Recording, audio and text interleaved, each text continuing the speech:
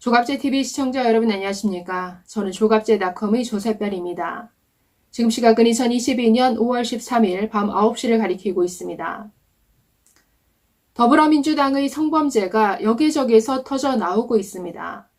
어제는 당내 정책위 의장까지 지냈던 삼선의 중진 의원, 박완주 의원에 대한 성비위가 접수되었다라고 하면서 제명 처리했는데 문제는 이게 다가 아니라는 거죠. 최근 짤짤이 발언으로 논란이 되었던 최강욱 의원도 추가적인 성희롱 발언이 있었다라는 이런 제보가 쏟아지고 있습니다. 이뿐 아니라 김원희 의원의 보좌관이 동료 여직원을 성폭행해서 피소가 됐는데 해당 피해자를 지속적으로 2차 가해했다라는 이런 제보도 또 쏟아지고 있습니다. 자, 그래서 지금 민주당은 그야말로 성범죄의 온상인가 지금 이런 비판이 쏟아지고 있는데, 자, 이 성범죄의 핵심은 성이 아닙니다. 성범죄의 핵심은 권력이죠. 특히나 이 정치권의 성범죄, 이건 성문제가 아니라 권력형 범죄입니다. 권력을 이용해서 성범죄를 저지르죠. 권력을 이용해서 이 범죄를 은폐하거나 조작하거나 무마하려고 합니다. 권력을 이용해서 피해자를 2차 가해하는 것이죠. 그렇기 때문에 지금 민주당에서 벌어지는 성범죄의 본질은 성이 아니라 권력입니다. 권력의 문제입니다. 그런데 여기에 민주당은 하나가 더 추가되죠. 운동권 특유의 사고방식, 목적을 위해서라면 수단은 가리지 않는다. 그리고 아주 계급투쟁론적인 사고방식이 있기 때문에 우리 편이 저지른 성범죄는 문제가 되지 않는다. 우리 편의 성범죄는 덮어줘야 된다. 이런 논리가 작동할 수밖에 없습니다. 그러니 이런 민주당이 정말 성범죄의 온상이 될 수밖에 없는 것이죠. 자, 그래서 지금까지 민주당 안에서 일어났던 모든 성범죄가 권력의 문제이고 또 진영 논리가 작동하다 보니까 가장 먼저 하는 일이 진상을 은폐하거나 무마하려고 합니다. 자, 이번 박완주 의원 사건만 보더라도 성비위가 접수되었다라고만 밝혔죠. 구체적으로 어떤 종류의 성범죄인지, 성희롱인지, 성추행인지 밝히지 않고 있습니다. 그리고 피해자가 몇 명인지, 피해자가 누구인지 밝히지 않고 있죠. 자, 그리고 이 사건이 지난해 말 12월에 접수되었다라고 합니다. 무려 거의 5, 6개월 전이죠. 자, 그런데 지금까지 철저히 대선 때문이기도 하겠지만 철저히 은폐해 왔습니다. 뭔가 이 사건을 묻고 가려는 움직임이 뚜렷했다라는 것이죠.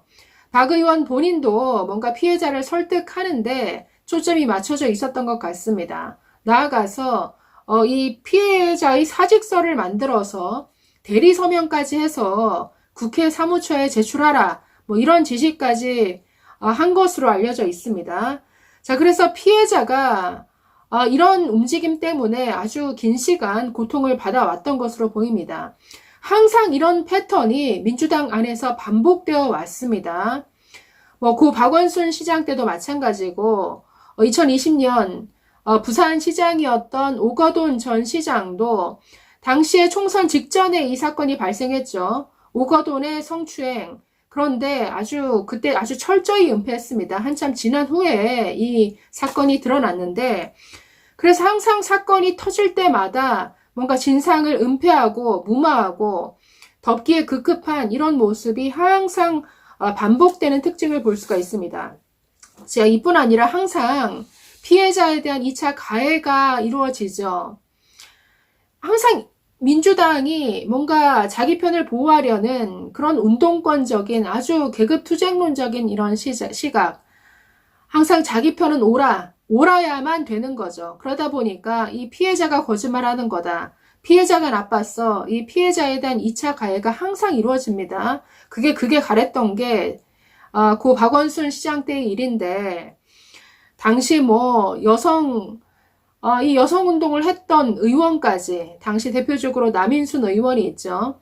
이 여성운동가 출신이라는 이 민주당 여성 의원들이 앞장서서 피해 호소인이라는 이런 명칭까지 만들어냈습니다.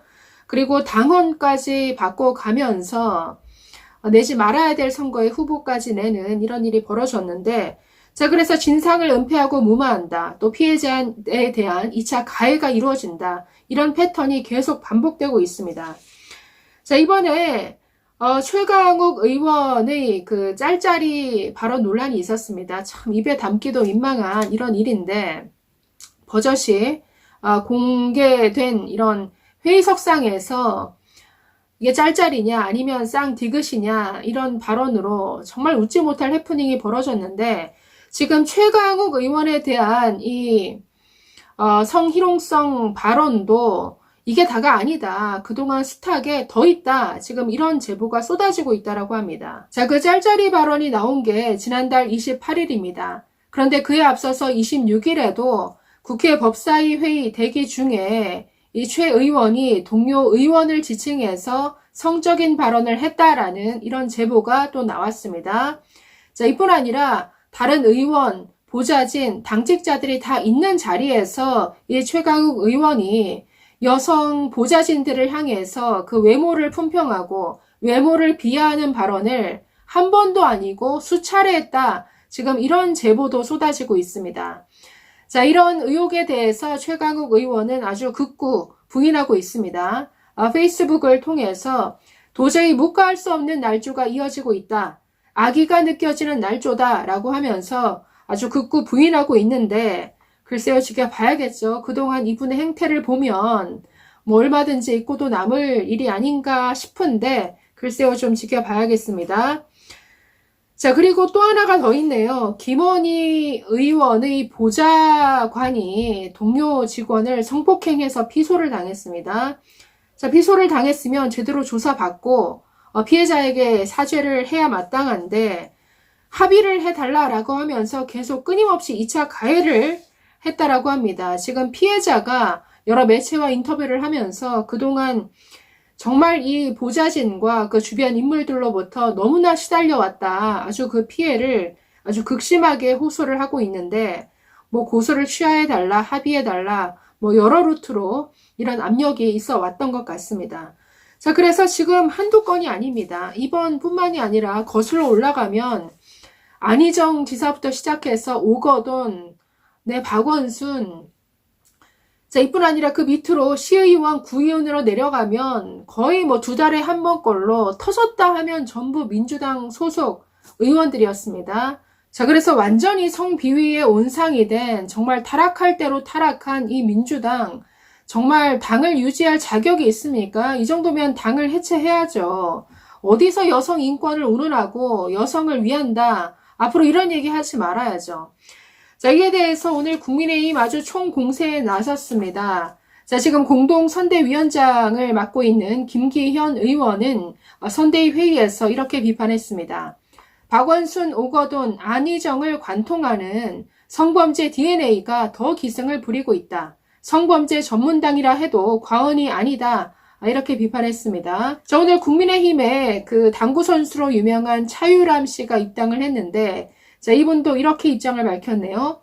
여성으로서 두 아이를 키우는 엄마로서 참담하다는 생각이 든다라고 이렇게 민주당을 비판했습니다. 자, 그야말로 민주당의 수준, 그 민낯이 만천하에 드러나는 시점인 것 같습니다. 최근 한동훈 청문회를 통해서도 확인한 바 있죠. 그 수준이 얼마나 떨어지는지, 얼마나 천박한지를 온 국민이 다 목격한 바 있습니다. 이제는 확실하게 6.1 지방선거를 통해서 심판해야 될 때인 것 같습니다.